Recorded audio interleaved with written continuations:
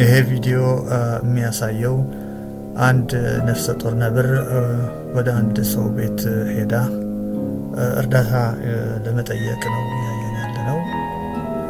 በዚህ ጊዜ ሰው ከሰው ጋር መተባበር መተጋገዝ አቅቶት እያለ እቺ ነብር ግን ከሰው ጋር እርዳታ ፈልጋ ከሰው ጋር